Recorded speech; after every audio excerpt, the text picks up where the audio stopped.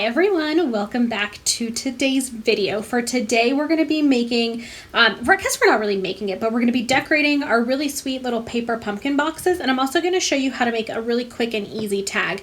Super cute, super gorgeous, and I really love this. So I'm going to be using a lot of the images from the Warm Hugs stamp set, which is really fun. I love all of these little teeny tiny images here. I think they're fantastic, especially for tags like this. Mine's actually not connected, so I can show you. So it's a really easy way that you can create a super quick and easy little tag. Mine doesn't have anything on the back, but you could just add to and from and write a little note or whatever. And having these little images is really easy to make something like this in no time at all. So we're going to be, I'm going to show you how to decorate the little box, but then I'm also going to show you how to create this little tag, which you can use this technique for 100 different things. So let's go ahead and get started. Let me slide mine back under there. I'm going to set this off to the side. So the first thing that I want to do is I want to cover and decorate my box. So these are our mini paper pumpkin boxes. If you're not a paper pumpkin subscriber, basically what paper pumpkin is, if you've never heard of it, I guess is what I should say, is it's a monthly subscription. And so you get sent basically a kit to make projects every single month. It's awesome. And they come in these awesome boxes. And we started, about a year ago, I think, it came out with the most recent annual catalog. We started selling these boxes, the smaller paper pumpkin boxes, and they're phenomenal. So to cover them, there are really 5 sides that you're going to cover to get this. So I don't cover the bottom, and I don't cover any of like the inner sides, which you'll see in a second. But this gives you the main 5 sides covered and looks really nice. So this is the way that I like to cover them.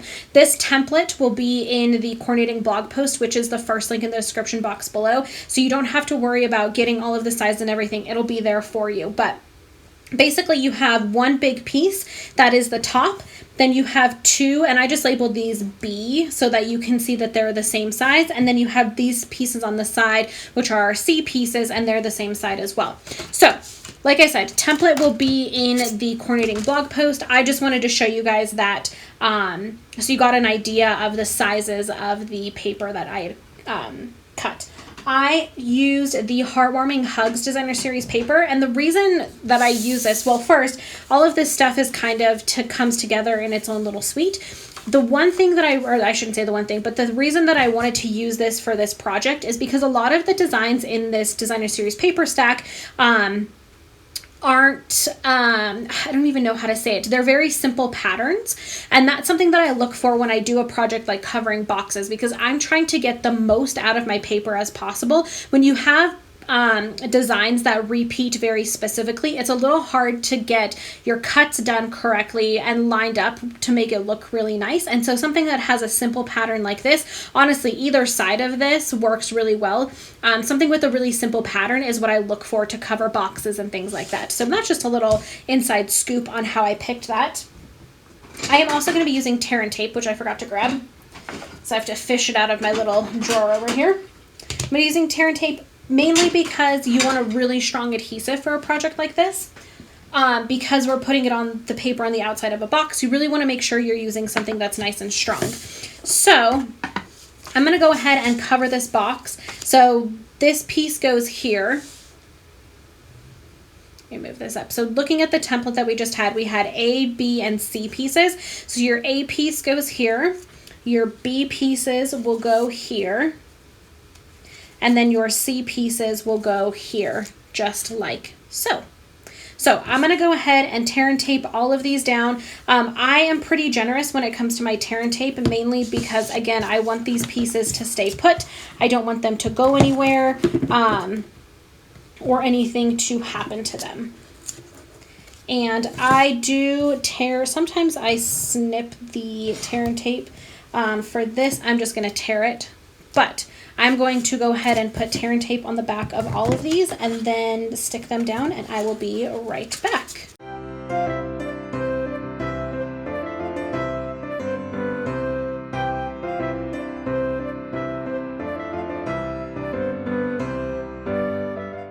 Okay, and there is that. The box is covered and our box is basically done. I'm going to show you guys how to assemble the box in case you've never assembled one of these before, so that you know it's honestly super, super easy. So I'm going to flip this over. And you can see I have kind of the more square piece at the bottom. I'm going to fold in these two sides here, and then they have these little flaps that go on top. So I'm going to kind of fold those in. I'm really just going to kind of fold and crease all over so that when I go to start assembling, it's a lot easier. So I'm really just kind of folding everything in and like so. So what I'm going to do is I'm going to pull up this top flap here.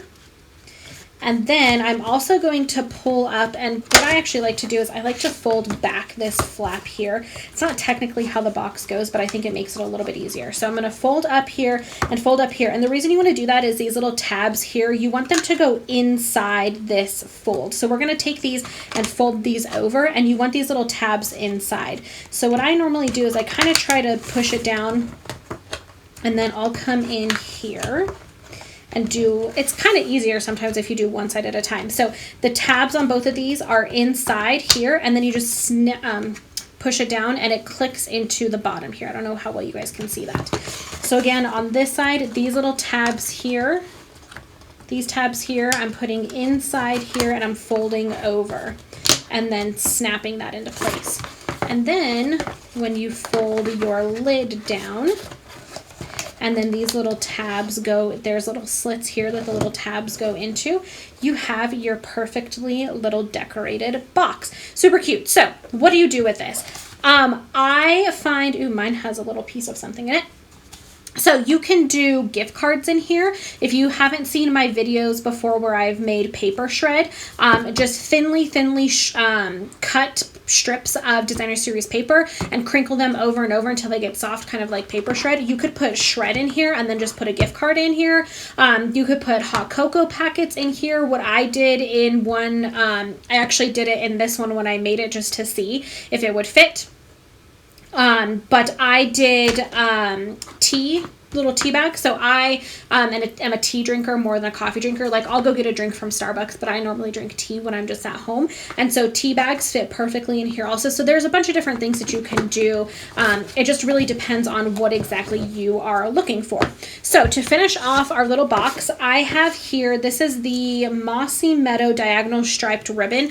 I love this. I am absolutely obsessed with this ribbon.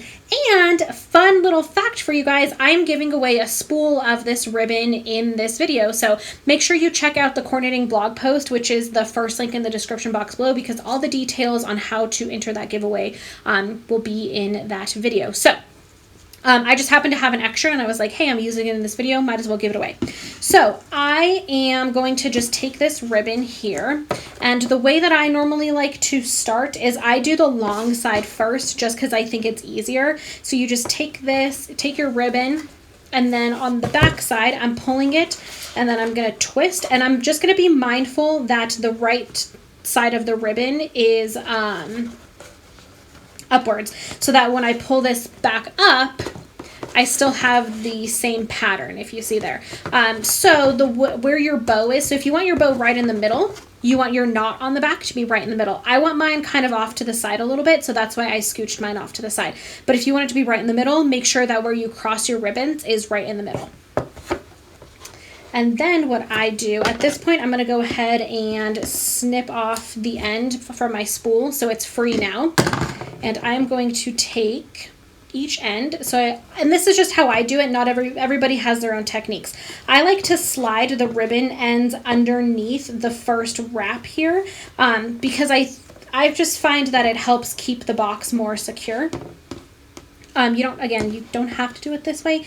This is just the way that I normally do this, and it seems to work pretty well for me.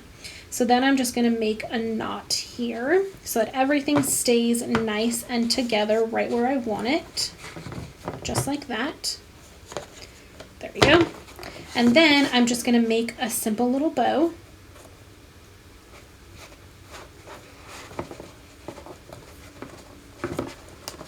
Just like so. You can kind of twist it and play with it. I'm not going to fuss with it too much. I am going to cut the ends off just so that it's a little bit shorter. But there is the sweet little box. Super cute. Again, you could put 100 different things in here. It's really up to you with what exactly you want to use this for. So stinking easy. So that's the box. That's kind of our little project, I guess, if you will. Now let's create that awesome little tag to put with the box so people know whose it is. So set that off to the side. I'm going to bring in just a piece of scratch paper here, and I have this little piece of Whisper White. I am also going to grab my Pear Pizzazz ink. And I have these two little stamps here from our Warm Hugs stamp set. They are the little mug stamps. And so what I'm going to do is there is an outline stamp and there is like an inner stamp. I'm going to take my outline stamp and I'm going to stamp this in full strength Pear Pizzazz all over my piece of Whisper White. Again, making sure that when you do your own kind of like designer series paper or background paper, you want to make sure you're constantly changing and moving around your stamp so it has that really random look to it. Unless you're going for a very specific look, then obviously do whatever you're looking to do. But I find that I just kind of have at it and make sure I move and adjust my little mug as I am going down the piece of cardstock. And then once I'm done, I always stop, I take it, I pick it up, I look at it and think, okay, does that look good? And yep, it looks good to me. So now I'm going to take the inner of the stamp and I'm going to ink it up and then I'm going to stamp it off onto my scratch piece of paper here and then into the mug. And you can kind of get into a groove of this and just do it over and over again. This technique is really fun because it gives you that like two-tone look, but you're only using one ink pad. So you don't have to worry about having a bunch of different colors or anything like that. It's super, super easy to do. And because it's the same tone, they all match flawlessly. You don't have to worry about like finding the right coordinating stamp pad or anything like that. It's all going to coordinate perfectly.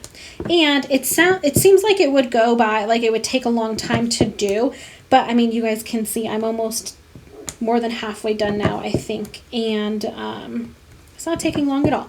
Sometimes I'll tell you, you might accidentally forget to stamp off. Don't worry about it. I mean, you can see like that one's not really perfect. That one's not perfect either. I wouldn't worry about it. It's a little tag, honestly. People are just going to care more that you got them a little gift and that you handmade something than it being 100% perfect. So don't fret about being 100% perfect. Just do your best, and I am 100% positive it will turn out fantastically. Okay, so there's that. While we are doing our stamping, I'm going to go ahead and stamp our other little piece. So I have this little tiny scrap of Pear Pizzazz cardstock. I am going to bring in Mossy Meadow ink. For this, I just wanted a darker ink to use. I wanted a darker look to this, so I'm going to use a darker ink on top of Pear Pizzazz. You could absolutely just use Pear Pizzazz on Pear Pizzazz and that would be fine, but I'm going to use Mossy Meadow. So there's this really cute little frame that comes in this stamp set. I am going to stamp that just like so. And then there, I'm using the sentiment that says, eat, drink, and be cozy. So that's why I was kind of thinking like hot cocoa or tea or something like that, because I'm of the grading that I'm using. But again, you could use something else and change it up. There's the So Very Merry. That's pretty generic, where you didn't have to do something that revolved around like a drink or anything like that. So see what you have. And also use a different sentiment if you want to use a different sentiment. It's totally up to you. So now I'm just going to bring in my cut and emboss machine really fast because we are going to cut out this little guy, our little sentiment here. And everything flipped over. So put that in there. Put this guy on here just like that. This die is from the, what is this? The Warm Wraps, I think. Yeah, Warm Wraps dies. And so we're just going to slide it in like that, stick this down, crank her through.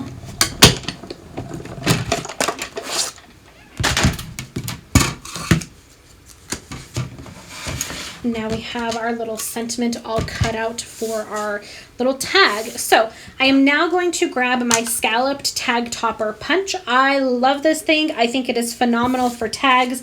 It is probably my favorite tool when it comes to making a tag.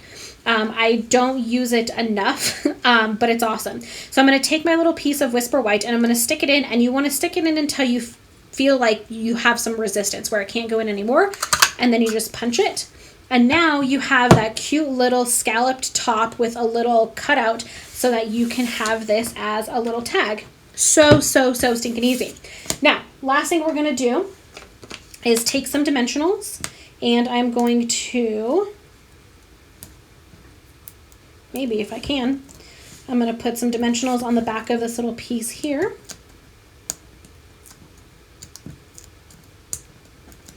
And we're going to stick this right in the middle of our tag. And that is it. That is our tag. So what you can do is you can grab another little piece of ribbon and you can feed it through the opening here and then kind of tie it on. I like to just slide it in here because I think it looks really cute. If you wanted it to be a little bit more secure, I would say just attach a glue dot right at the top, slide it in, and then stick down your glue dot so that it didn't go anywhere. But it's so stinking easy, and it's honestly, you guys, you can crank these out in no time at all. I'm talking and rambling and trying to talk you guys through how to do it, but if you were just to sit down, especially to crank out these little tags, so easy, doesn't take any time at all, and it's like the most adorable thing I've ever seen in my life. So I really hope you guys enjoyed today's video. This was this is day 3 in my 25 days of Christmas, so don't forget that I am giving away a spool of this ribbon, which is amazing. So if you're interested in getting that, check out the coordinating blog post. Again, it's the first link in the description box below. All of the products that I talked about can be purchased 24/7 just by going to littlemooncreation.stampinup.net, or you can check out littlemooncreation.com, which is just my website, and you can see all of the projects that I have posted so far. Make sure you go over there and subscribe to my newsletter so that you get notified every single time I post a new project. So I hope you guys are having a fantastic day, and I will see you tomorrow in day 4 of my 25 days of Christmas. So see you guys then. Bye.